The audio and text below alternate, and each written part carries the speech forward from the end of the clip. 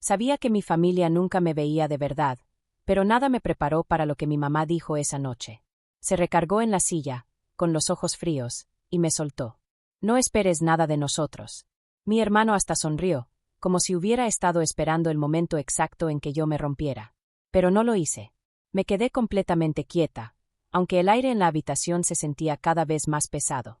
Había algo en el silencio, algo distinto, como si por fin alguien más hubiera escuchado suficiente. Y justo cuando mi mamá arrastró una silla detrás de ella con ese movimiento lento y deliberado, ese fue el instante en que todo cambió, aunque ninguno de ellos lo supiera todavía. Me llamo Rebecca, y durante la mayor parte de mi vida pensé que quedarme callada era la forma más segura de sobrevivir a mi propia familia. Crecí en una casita en Seattle, donde las paredes eran delgadas, las expectativas pesadas y el cariño parecía racionado. Mamá decía que nos trataba igual, pero incluso de niña podía ver la inclinación de la balanza. Mi hermano Daniel recibía los pedazos más grandes de pastel, los tenis nuevos, los elogios más ruidosos. Yo recibía lo que quedaba después de que se asentaba el polvo. Aprendí desde temprano a no pedir mucho. Cuando Daniel quería algo, un viaje escolar, una chamarra nueva, mamá lo hacía realidad sin importar el costo. Cuando yo necesitaba ayuda con mis solicitudes de universidad o un aventón a mi trabajo de medio tiempo, la respuesta casi siempre era: ya estás lo bastante grande para resolverlo tú sola. Así que lo hacía. Trabajaba turnos hasta tarde, ahorraba cada dólar y me repetía que la independencia era un logro, no una condena. El único que siempre fue distinto era mi abuelo. Él sí era constante, paciente, y nunca me hizo sentir que quererme era una carga. Su casa olía a pino y a libros viejos. Cada vez que lo visitaba, me sonreía y decía: «Te ves cansada, mi niña. Siéntate. Cuéntame todo». No le contaba todo, claro, pero él escuchaba las partes que yo era lo bastante valiente para compartir. Con los años, el favoritismo no se desvaneció. Se agudizó. Mamá hablaba de Daniel como si fuera el sol alrededor del cual todos debíamos orbitar. Le pagaba sus deudas, le firmaba contratos, lo rescataba de los problemas que él mismo provocaba. Yo me mantenía a distancia, trabajando en administración en el centro, cabeza baja, vida sencilla, porque nunca quise necesitar nada de ellos. Pero el desequilibrio se volvió imposible de ignorar. Comentarios aquí y allá. Bromas sobre cómo Daniel sería quien llevaría el apellido. Señales de que yo debía apartarme cuando hubiera decisiones importantes. Incluso en las fiestas, me sentía como un mueble, útil, pero invisible. Aún así, seguía yendo. Eso haces cuando todavía tienes la esperanza tonta de que una familia algún día te escoja de vuelta.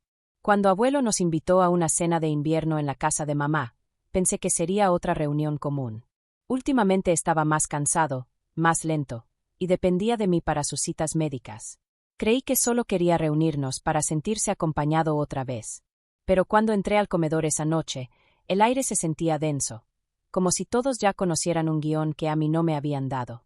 No imaginaba que las líneas que estaban a punto de recitar cambiarían todo. Para cuando la cena empezó, la tensión se podía masticar. Mamá caminaba alrededor de la mesa con la seguridad de alguien que ya siente que la noche le pertenece. Daniel estaba recargado en su silla, viendo su celular, casi sin saludar. Abuelo se sentaba al final, tranquilo, manos entrelazadas, los ojos más atentos de lo usual. Me senté a su lado, el único lugar donde me sentía mínimamente segura. La plática se murió rápido. Mamá trajo la comida y colocó los platos con demasiada fuerza, luego aclaró la garganta, como si fuera a dar un discurso ensayado. Sentí cómo se me apretaba el estómago. Conocía esa expresión. Era la que ponía antes de dictar una decisión que esperaba que todos aceptaran sin chistar. Y empezó. «Creo que es momento de hablar del futuro de esta familia», dijo tomando su copa. Daniel se enderezó, de pronto interesado. Abuelo no se movió. Yo guardé silencio. Mamá se lanzó con una explicación larguísima sobre responsabilidad y mantener todo en orden, palabras que usaba cuando realmente hablaba de control. Habló de las finanzas de la casa, de decisiones a largo plazo, mientras Daniela sentía como político que finge entender una ley que nunca leyó. Luego me miró directamente. «Rebecca», dijo, casi aburrida. «Hemos decidido que tu hermano se encargará de todo a partir de ahora». Parpadeé. «¿Todo?», repetí, manteniendo la voz pareja. Encogió los hombros. «Él es el más estable, el más comprometido con la familia, así que sí». Daniel sonrió de lado, como un niño al que acaban de regalar un cumpleaños que no era suyo. El ardor de la humillación me subió por el pecho, pero me mantuve firme. Él disfrutaba cuando yo reaccionaba. Mamá aún más. Crucé las manos sobre la mesa. ¿Y yo? Pregunté, aunque ya sabía la respuesta. Mamá no tardó ni un segundo. No esperes nada de nosotros. Así, frío. Final. Con el mismo tono con el que alguien diría pásame la sal. Fue una frase que no resonó. Apuñaló. La habitación quedó mortalmente callada. Daniel se recargó satisfecho. Mamá acomodó su servilleta como si acabara de terminar su lista de pendientes. Y yo, ahí sentada, sintiendo nuevamente el peso que me aplastaba desde niña. Había escuchado 1000 versiones sutiles de ese mensaje toda mi vida. Pero oírlo así, de frente, público, fue como ser borrada en tiempo real. Respiré por la nariz, lento y parejo. Me mantuve calmada. Pero no era una calma rendida. Era claridad. Era algo dentro de mí acomodándose finalmente en su lugar. Miré a abuelo, esperando compasión. Pero lo que vi fue distinto, reconocimiento, enfoque y una decepción silenciosa que no era para mí. Se movió apenas, pero lo suficiente para que entendiera que él no iba a dejar pasar aquello. Y sin saberlo, mamá acababa de cruzar la única línea que iba a costarle todo. La cena siguió como si nada, al menos para ellos. Mamá siguió hablando de los planes de Daniel. Daniel siguió presumiendo logros que no tenía. Y yo dejé que sus voces se volvieran ruido sin sentido. Pero debajo de esa quietud, algo en mí se movía, lento pero firme, como el crujido del hielo a punto de romperse. Cuando me levanté para ayudar a lavar los platos, mamá me siguió a la cocina. No para disculparse, por supuesto, sino para reafirmar su decisión. No estás molesta, ¿verdad? Preguntó con una falsa preocupación que apenas podía sostener. Digo, eres independiente. Siempre te haces cargo de ti misma. Ahí estaba otra vez. Ese elogio torcido que en realidad significaba, no importas tanto. Me limpié las manos con una toalla. Escuché lo que dijiste, respondí. Ella pareció aliviada, como si por fin hubiera aceptado mi lugar. Bien, así es mejor para todos. Todos, claro, significando ella y Daniel. Nunca yo. Detrás de ella, Daniel se recargó en el marco de la puerta, brazos cruzados, mirándome como espectador de una obra cuyo final creía ya conocido. No es personal, Rebecca, dijo. Es lo obvio. Tú no necesitas nada. Lo miré directamente a los ojos por primera vez en toda la noche. Quizá no, dije en voz baja. Frunció el ceño, confundido por mi falta de pelea. Mamá agitó la mano, restándole importancia, y salió de la cocina. Vamos a terminar el postre, dijo. Tu abuelo quiere hablar antes de irse. Abuelo. El único nombre en esa casa que no me hacía tensar los hombros. Volví al comedor y lo encontré sentado exactamente como lo había dejado. Pero ahora me observaba con una intensidad que me aceleró el pulso. No era lástima. No era sorpresa. Era algo más callado, más profundo, una decisión gestándose. Alzó la mano hacia el bolsillo, pero se detuvo cuando mamá y Daniel regresaron. Sus dedos quedaron sobre la mesa, tocando suavemente la superficie, un hábito suyo cuando estaba pensando en algo serio. Mamá se sentó junto a él y le dio una palmadita en el brazo con esa voz dulce que usaba solo cuando quería que él estuviera de su lado. Papá, estábamos hablando de cómo Daniel debería hacerse cargo de todo. Es hora de hacerlo oficial. Daniel se enderezó, orgulloso. El golpeteo de los dedos de abuelo se detuvo. Él levantó la mirada hacia mamá. Ah, ¿sí? Ella no notó el cambio en su tono. Siguió sonriendo. Sí, Rebecca entiende. Sabe que no necesita nada de nosotros. Sentí que se me cortaba el aire, y el golpeteo dejó de existir por completo. Abuelo inhaló despacio, sus ojos oscureciéndose, no por la edad, sino por comprensión. Por fin estaba viendo todo con una claridad que me daba vértigo. La habitación pareció inclinarse apenas. Algo venía, algo que ni mamá ni Daniel veían acercarse. Mientras la conversación seguía, vi la mano de abuelo deslizarse de nuevo hacia su bolsillo, hacia el sobre que casi había sacado antes.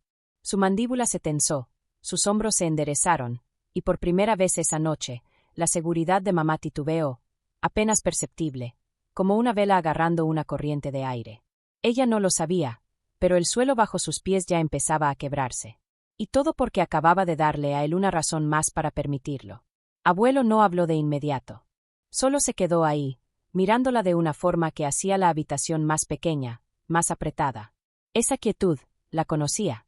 Era la misma que llevaba en el hospital cuando un doctor estaba a punto de dar malas noticias. Significaba que ya había dejado de escuchar. Mamá no lo notó.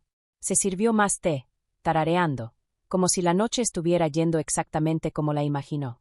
Papá, deberíamos dejar todo listo hoy, insistió. Daniel y yo ya lo hablamos. Todo será más fácil cuando actualicemos los papeles. La casa, los ahorros, las cuentas. Es hora de que Daniel tome el mando. Daniel se infló en su silla. Yo voy a encargarme de todo, dijo. La voz de abuelo salió baja, pesada. ¿Encargarte? Daniel sonrió. Sí. Abuelo se recargó apenas, observándolo. ¿Y Rebecca? Preguntó con un tono engañosamente casual. Mamá soltó un suspiro de fastidio. Papá, ya hablamos de eso. Rebecca no necesita nada de la familia. Siempre ha sido independiente. Ella lo sabe. Se volvió hacia mí, esperando que yo asentara. ¿Verdad? No respondí. No porque no supiera qué decir, sino porque algo en mí sabía que cualquier palabra podía romper la tensión que se estaba formando. Ese momento no era para mi voz. Era para la suya. Abuelo puso ambas manos sobre la mesa y carraspeó. El leve rechinido de la silla al moverse hizo que Daniel se quedara a medias de su sonrisa. Creo, dijo abuelo lentamente, que es momento de que yo hable. Mamá forzó una sonrisa. Claro, papá. Adelante. Sabemos que esto es emocional para ti. Se tensó la mandíbula de abuelo. No tienes idea de qué tan emocional. La habitación cayó en un silencio seco. Se metió la mano al bolsillo del abrigo y sacó un sobre grueso, color crema, sellado, gastado en las orillas, como si lo hubiera sostenido muchas veces. Lo colocó en la mesa con un golpe suave, pero sonó más fuerte que todo lo que había pasado esa noche. Daniel entrecerró los ojos. ¿Qué es eso? Abuelo me miró primero, lo suficiente para que se me apretara la garganta. Luego volteó hacia ellos. Esto, dijo, es la verdad. La sonrisa de mamá titubeó. Papá, ¿de qué estás hablando? Abuelo empujó el sobre hacia el centro de la mesa. Antes de hablar de actualizar papeles, es hora de que ustedes dos dejen de fingir que han ganado el derecho de manejar algo. Daniel bufó. Ay, por favor, abuelo, siente. Daniel, tronó abuelo. El resto de la frase se murió en su boca. Daniel se dejó caer de nuevo en su asiento. Abuelo abrió el sobre y sacó un montón de papeles, documentos, estados de cuenta, registros de ahorros. No eran archivos detallados, solo pruebas simples, suficientes para que la sangre se le esfumara del rostro a mamá en cuanto los reconoció. Me pasé el último año revisando todo, dijo abuelo. Cada pago que hice, cada dólar que envié para apoyar a mi nieta. La miró directamente. Y todo lo que tú tomaste. La mano de mamá se tensó. Papá, eso no. No. La voz de abuelo cayó como un martillo. Me dijiste que Rebecca nunca cobró la ayuda que le mandé para la escuela. Me dijiste que rechazó mi apoyo. Que no quería mi dinero. Daniel se incorporó, inseguro por primera vez en la noche. Abuelo siguió, firme, implacable. Dijiste que a Rebecca no le importaba. Que no quería nada de lo que le daba. Levantó un papel. Aquí está cada depósito que hice. Levantó otro. Y aquí, cada transferencia que tú, miró a mamá, le hiciste a Daniel con ese dinero. Daniel abrió la boca, pasmado. ¿Qué? Mamá, ¿qué está diciendo? Mamá palideció. Papá, espera, ¿puedo explicar? No hay explicación, interrumpió abuelo, señalando los papeles. Le robaste a tu propia hija. El estómago se me hundió. Yo sabía que mamá prefería a Daniel. Sabía que ocultaba cosas. Pero no sabía qué era esto. Abuelo se volvió hacia mí, y por un instante, su expresión se suavizó.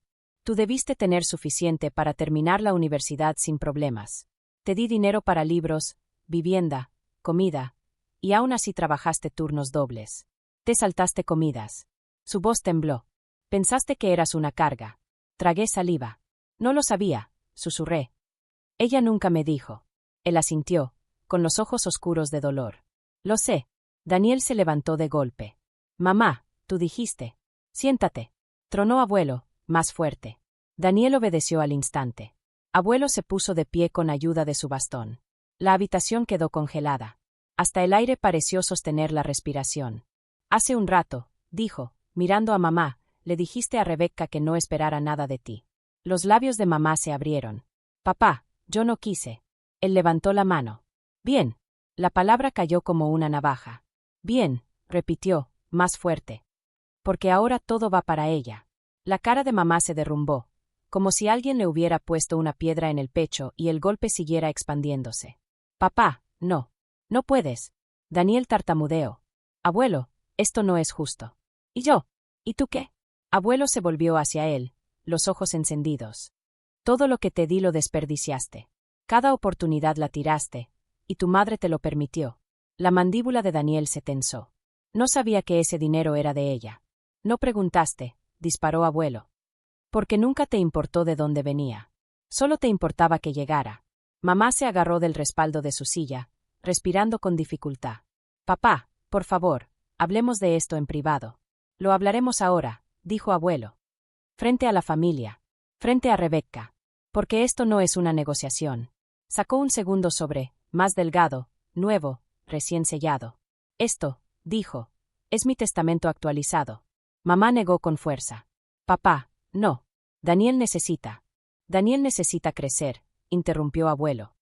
Y tú necesitas vivir con las consecuencias de tus decisiones. Colocó el sobre enfrente de mí. Mis manos temblaron al verlo, demasiado sorprendida para tocarlo. Rebecca, dijo con suavidad. Tú has sido la única que me mostró bondad sin esperar nada a cambio.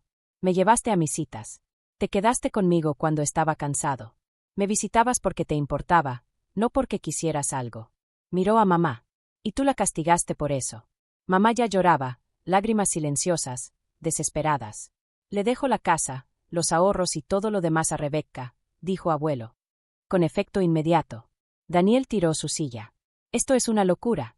Mamá, haz algo. Mamá agarró del brazo a abuelo. Papá, ella te está manipulando. Te está poniendo en nuestra contra. Abuelo se soltó con un tirón. Ella no tuvo que ponerme en su contra. Ustedes lo hicieron solos. Por fin encontré mi voz. Abuelo, ¿por qué hoy? Me miró con una sonrisa triste. Porque necesitaba ver quiénes eran todos ustedes cuando yo no decía nada. Y esta noche, me lo mostraron. Se volvió a ellos por última vez. Rebecca se mantuvo tranquila. Ustedes mostraron sus verdaderos colores. Mamá estiró la mano hacia él, destrozada. Papá, por favor. Él dio un paso atrás, negando. Le dijiste que no esperara nada de ti. Ahora ustedes no pueden esperar nada de mí. La habitación se quebró. Silencio. Choque. Colapso. Mamá cayó en su silla, temblando. Daniel miraba el suelo, sin saber qué hacer. Y abuelo puso su mano en mi hombro, con suavidad. Se acabó, dijo. Pero ninguno de nosotros, especialmente mamá, entendíamos cuán cierto era eso. Los días siguientes a esa cena fueron extraños, como si el mundo se hubiera movido unos centímetros y todos tratáramos de recuperar el equilibrio. Mamá llamó 2 veces, luego 3, cada mensaje más desesperado que el anterior. No contesté. Daniel no llamó nunca. Un familiar me dijo que andaba por el vecindario quejándose de que le habían quitado todo, sin admitir ni una sola razón por la que abuelo tomó su decisión. Abuelo, en cambio, parecía más liviano. Lo llevé a una cita al centro de Seattle, y caminó un poco más derecho, respiró un poco más fácil. En la sala de espera, me dio un pequeño codazo. Lo hiciste bien, dijo. Yo no hice nada. Negó con la cabeza. Te mantuviste decente. Eso es más difícil que pelear. Más tarde esa semana, nos reunimos con el abogado para terminar el papeleo que él ya tenía listo. No hubo firmas dramáticas ni anuncios rimbombantes, solo una confirmación tranquila de que todo lo que mamá y Daniel daban por hecho ya no les pertenecía. Abuelo no se veía triunfante. Se veía aliviado. Cuando salimos de la oficina, el aire de invierno se sentía más limpio, más afilado. Nos quedamos un momento viendo el tráfico avanzar por la ciudad. ¿Sabes? Dijo. Ser querido no debería sentirse como mendigar. Sentí que algo se aflojaba en mi pecho. Supongo que siempre esperé que cambiaran. No lo harán, dijo con suavidad. Pero tú puedes elegir diferente. Y por primera vez en años, le creí. Incluso ahora, cuando pienso en esa noche, no recuerdo primero el shock ni las discusiones. Recuerdo el momento en que abuelo puso su mano en mi hombro. La certeza tranquila de que no era invisible después de todo. Perder a mi familia tal como la conocía dolió. Pero ganar la verdad, liberó algo dentro de mí. A veces, la justicia no ruge. A veces se levanta despacio, aclara la garganta y habla por ti cuando ya estás demasiado cansada para pelear. Si esta historia te resonó, comparte tus pensamientos y suscríbete para no perderte la siguiente. No estás sola.